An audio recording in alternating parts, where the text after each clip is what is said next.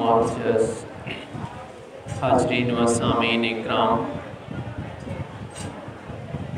आशिक़ान मुस्तफ़ा और मुहिब्बान वाजादरान शुहदाए करबला, आज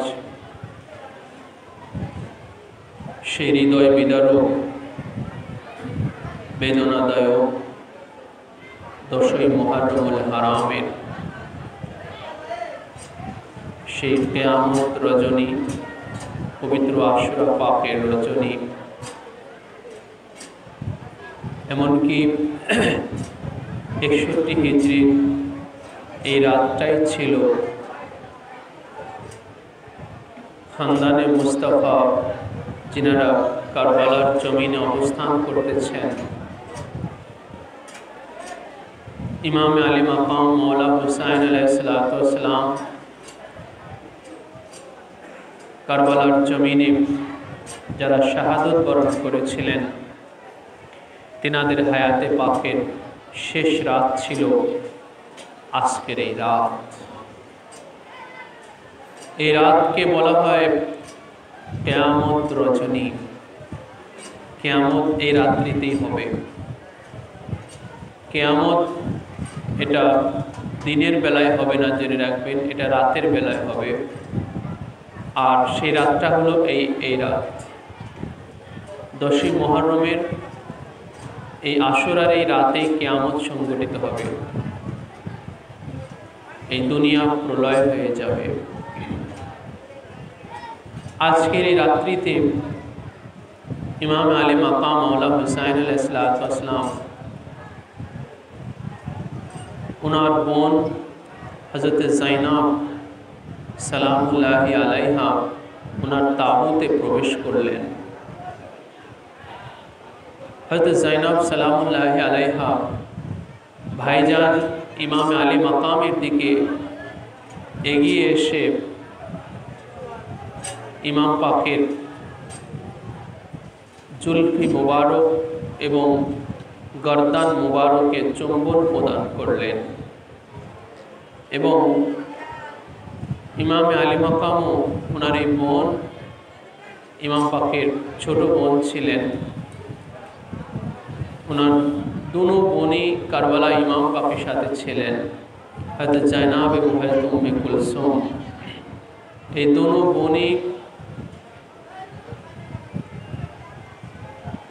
ইমাম পাকের সাথে যখন কারবালায় অবস্থান করতেছেন, এই দুই বোনের মধ্যে বড় ছিলেন হযরত যায়নাব।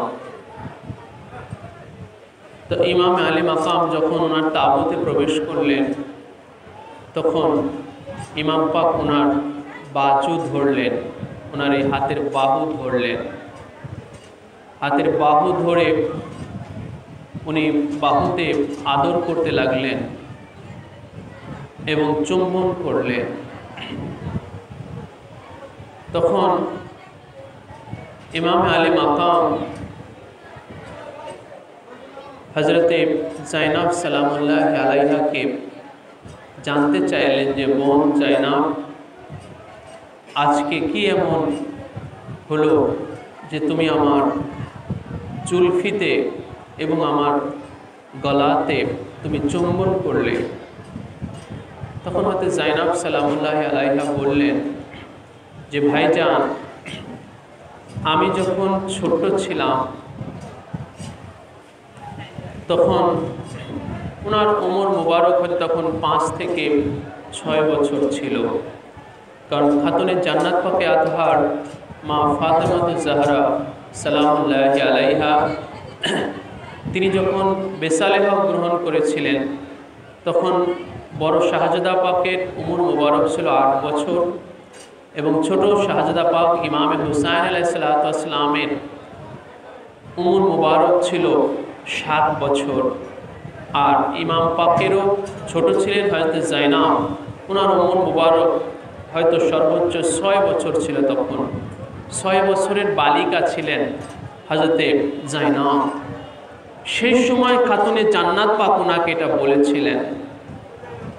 সেই 6 বছরের সময় খাতুনে জান্নাত পাক মা ফাতেমাতুজ জাহরা ওনার এই বেটি হযরত জাইনাবকে বলেছিলেন যে হে জাইনাব, আমার হুসাইন আব্বাজান থেকে শুনেছি আমার হুসাইন যখন কারবালাতে শহীদ হবে, জাইনাব তুমি তখন আমার হুসাইনের সাথে থেকো, আমার হুসাইনকে সাহস জুগিও, আমার হুসাইনের কাফেলাকে তুমি দেখো। তো হযরত জাইনাব সালামুল্লাহ আলাইহা বললেন যে ভাইজান, আমি জানি, আমি বুঝতে পারতেছি যে আগামীকাল কি হতে যাচ্ছে। আমি জানি আগামীকালকে আপনার এই জুলফি মুবারক রক্তে প্রবাহিত হবে, আপনার এই গর্দান মুবারক থেকে রক্ত প্রবাহিত হবে, আপনার এই গর্দান মুবারক দিয়ে রক্ত ভেসে যাবে, জুলফি মুবারক দিয়ে রক্ত ভেসে যাবে। যখন আমি বোন জাইনাবের কিছুই করার থাকবে না, কারণ আমরা ময়দানে যেতে পারবো না। যখন আপনি ময়দানে গিয়ে যখন শহীদ হবেন, আমি বোন হয়েও আপনার পাশে যেতে পারবো না, কারণ আমাকে তাবু থেকে তো বের হওয়া যাবে না। তাই যে গর্দান মুবারকে রক্ত প্রবাহিত হবে, যে জুলফি মুবারক দিয়ে রক্ত ভেসে যাবে, আমি বোন আপনি যখন আমার কাছে আছেন, আপনার এই গর্দান মুবারককে আমি চুম্বন করলাম। অতঃপর হযরতে জাইনাব তিনিও জিজ্ঞাসা করলেন যে ভাইজান, আমাকেও তো কখনো আপনি এইভাবে বাজু ধরে, হাতের বাহু ধরে কখনো তো আদর করেন নাই, এভাবে চুম্বন করেন নাই, তো আজকে কেন করলেন? তখন ইমাম পাক বললেন যে বোন জাইনাব, তোমার মতো আব্বা জানো হায়দারে কাররার মওলায়ে কায়নাত পাক আমাকে একটা ওসিয়ত করেছিলেন। আব্বাজান তিনি যখন শাহাদত বরণ করতেছিলেন, তখন আব্বাজান আমাকে এই মর্মে ওসিয়ত করেছিলেন যে হুসাইন, তুমি যখন কারবালাতে শহীদ হবে, তখন আমার বেটি জাইনাব তার ঘর সংসার সব ছেড়ে দিয়ে তোমার সাথে কারবালাতে থাকবে। হুসাইন, তুমি আমার বেটিকে দেখো, সে তার সংসার উজাড় করে দিবে তোমার জন্য, সে তার ঘর ছেড়ে দেবে তোমার জন্য, তোমার সাথে সে কারবালাতে থাকবে। তুমি আমার বেটি জাইনাবকে দেখো। তো ইমাম পাক এই জন্য বললেন যে বোন জাইনাব, যখন আমি শহীদ হয়ে কারবালার জমিনে যখন পড়ে থাকব, তখন দুশমনেরা তোমার এই হাত, তোমার এই নাজুক হাত দুইখানা ওরা দড়ি দিয়ে বাঁধবে। যখন ওরা আমার বোন জাইনাবের হাত দুইখানা দড়ি দিয়ে ওরা বাঁধবে, তখন আমি হুসাইন এতটাই মজবুর থাকব, আমি এতটাই অক্ষম যে সে তোমার হাতের দড়ি আমি খুলে দিতে পারবো না। এজন্য সেই নাজুক হাত, যেই হাত দুইখানা দড়িতে বাঁধা পড়বে, আমি সেই হাতে আজকে আদর করে দিলাম, চুম্বন করে দিলাম।